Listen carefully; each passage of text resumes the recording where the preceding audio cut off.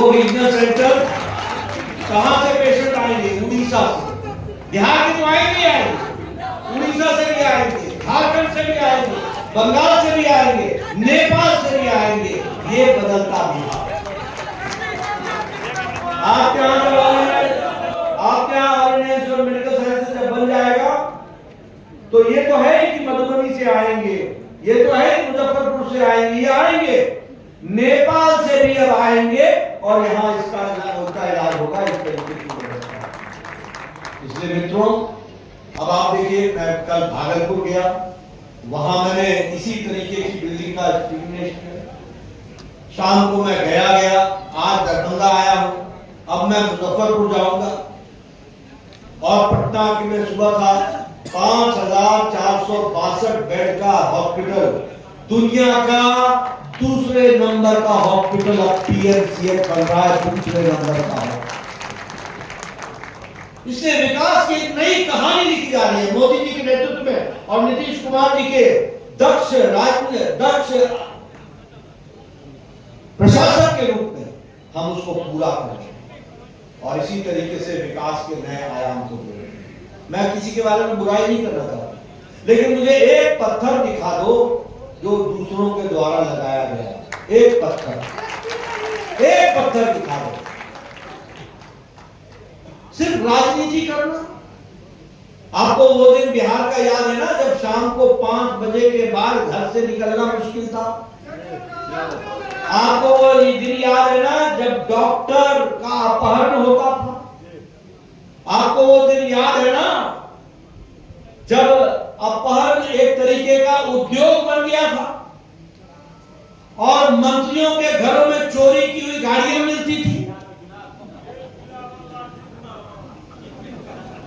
और जो आप ठीक ही बोल रहे हैं, क्या पिलावन और पिलावन और भजावन।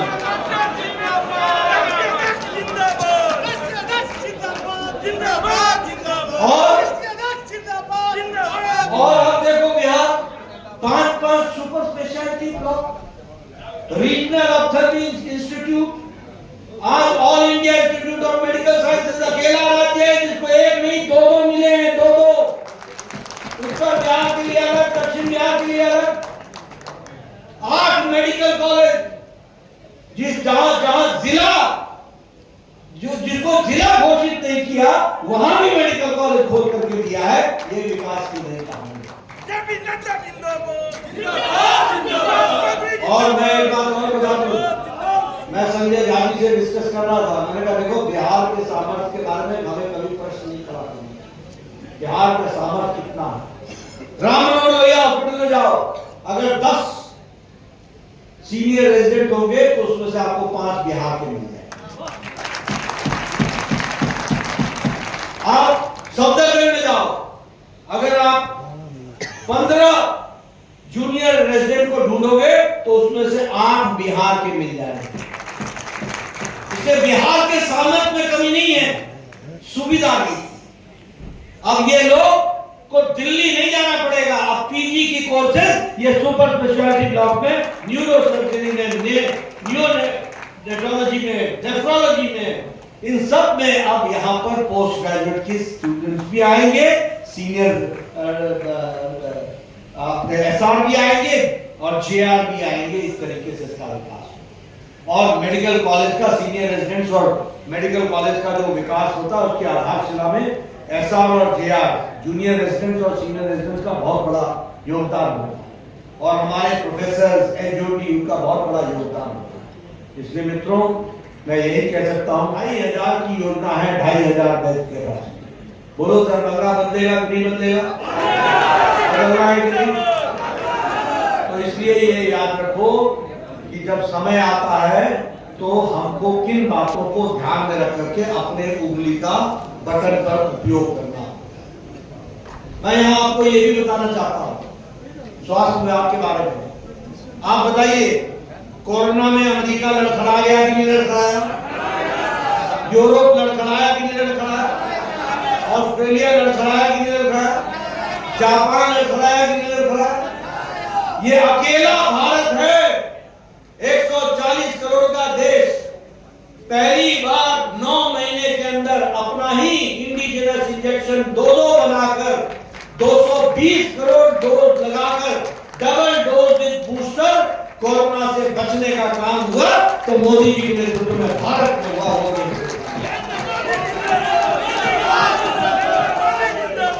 और 100 देशों को हमने अपनी वैक्सीन पहुंचाई और वैक्सीन मैत्री ने 48 देशों को वैक्सीन मुफ्त में पहुंचाई।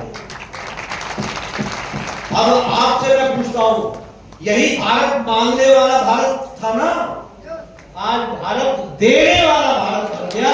ये भी हमको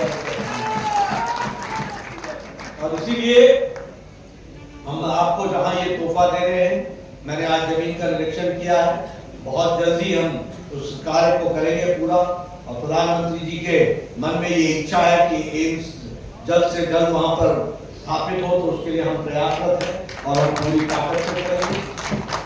आयुष्मान भारत, आज आप देखिए सारी दुनिया की इकोनॉमी लड़खड़ा रही है, इतनी लड़खड़ा रही है।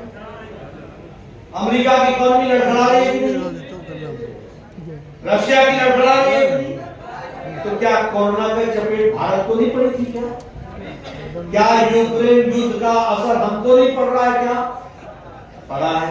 लेकिन मोदी जी की नीतियों ने आज दुनिया में अगर सबसे स्टेबल और सबसे मजबूत अर्थ है तो अर्थव्यवस्था है तो वो भारत की अर्थव्यवस्था है। और भारत की अर्थव्यवस्था ही नहीं है, तीव्र गति से बढ़ने वाली अर्थव्यवस्था है।